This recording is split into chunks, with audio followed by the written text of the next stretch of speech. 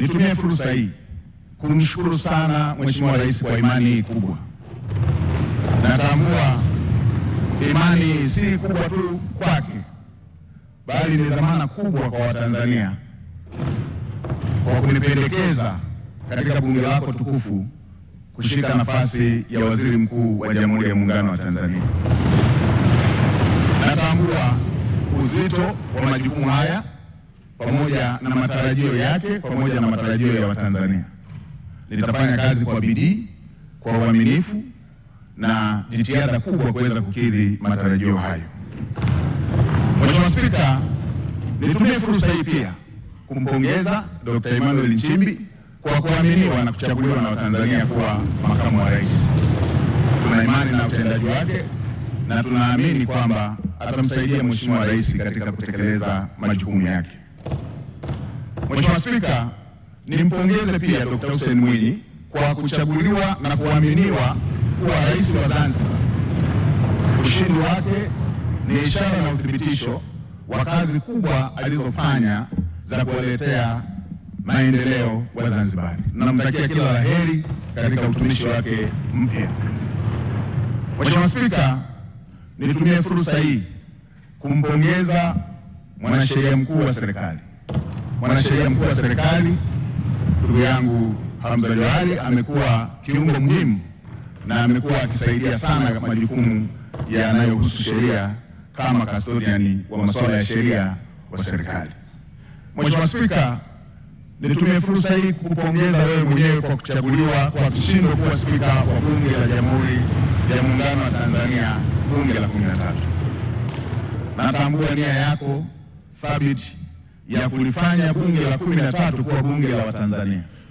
Niahidi kwa niaba ya serikali tutatoa ushirikiano wa dhati kuweza kuhakikisha kwamba unatimiza malengo yako hayo ya kulifanya bunge la 13 kuwa bunge la Watanzania. Mheshimiwa Spika, nitumie fursa hii pia kumpongeza Dr. Philip Mpango, makamu wa rais mstaafu, kwa kazi kubwa aliyoifanya ya kumsaidia Mheshimiwa Rais. Tutamkumbuka kwa unyenyekevu wake, kwa maono yake na usaidizi wake uliojaa utii. Dr. Mpango amefanya kazi yake kwa uthabiti mkubwa. Nitumie fursa hii pia kumpongeza Mheshimiwa Kassim Majaliwa, waziri mkuu mstaafu.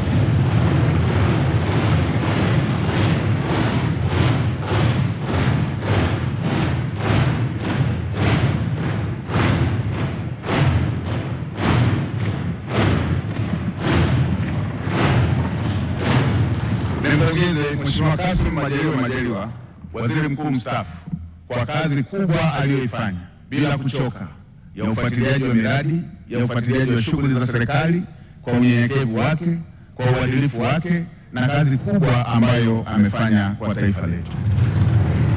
Naamini kila Mtanzania anatambua jitihada alizofanya katika kumsaidia Mheshimiwa Rais.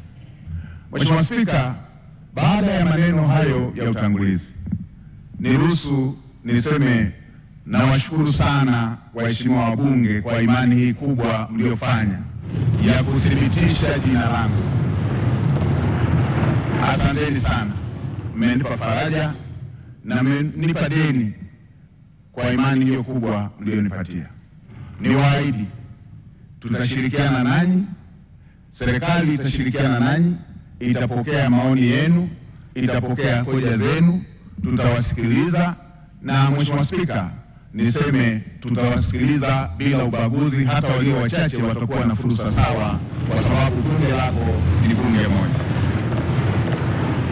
Mheshimiwa Spika, baada ya maneno hayo ya utangulizi, niseme tu tuko na kazi kubwa mbele yetu. Natambua ukubwa wa kazi iliyo mbele yetu. Kazi kubwa kwa nafasi iliyopewa, lakini kazi kubwa ya serikali, lakini kazi kubwa kwa Watanzania wote. Mheshimiwa Spika, nchi yetu chini ya uongozi wa Dr. Samia Suluhu Hassan hivi majuzi ilitunga dira mpya ya 2025-2050 na awamu ya pili ya serikali ya awamu ya 6 ndio itakuwa awamu ya kwanza ya kutekeleza dira mpya. Na Mheshimiwa Spika, unatambua kwenye mbio za vijiti za kupokezana, mwanzishaji wa mbio hizo kipande cha kwanza asipokimbia kwa mbio ndefu kwa spidi kubwa, hata wale watakaokuwa wanampokea watakuwa tayari wamechelewa. Sasa serikali ya awamu ya 6 kwa awamu ya pili ndio inaanzisha utekelezaji wa dira ya 2025-2050. Mheshimiwa Spika, dira hiyo imebeba matarajio na matumaini makubwa ya Tanzania. Dira hiyo imebeba matumaini makubwa ya vijana ambao ndio hasa walengwa wa dira hiyo. Mheshimiwa Spika, tuna kazi kubwa ya kuanza vizuri kwenye utekelezaji wa dira hiyo, huku tukimalizia viporo vilivyokuwa havijakamilika kwenye dira ya 2025. Mheshimiwa Spika, natambua pia ilani ya uchaguzi ya CCM ambayo imejumuisha masuala yote ambayo ni kero kwa Watanzania katika maeneo mbalimbali. Na nilikuwa nafuatilia hata kampeni za uchaguzi, na ninyi waheshimiwa wabunge, kila eneo mlikuwa mkijaziliza yale ambayo yapo kwenye ilani ambayo ni mahitaji ya Watanzania katika maeneo yetu. Ilani hiyo imebeba matumaini makubwa ya Tanzania, na hasa kwa kuzingatia kwamba Dr. Samia Suluhu Hassan amejitambulisha kuwa ni rais wa matokeo, rais wa matokeo ya haraka, rais anayetatua matatizo ya Tanzania. Kwenye maeneo ambayo amepokea vijiji vikiwa havijapata umeme, ndani ya muda mfupi alimalizia vijiji vyote vikapata umeme. Watanzania wanatarajia takriban vitongoji 28,000 ambavyo havijapata umeme sasa vikapata umeme. Hayo ni mambo makubwa ambayo yanasubiriwa na Watanzania katika kipindi hiki kinachofuata. Si hivyo tu, Mheshimiwa Rais ametoa ahadi kupitia ilani ya uchaguzi kushughulikia tatizo la ajira kwa vijana.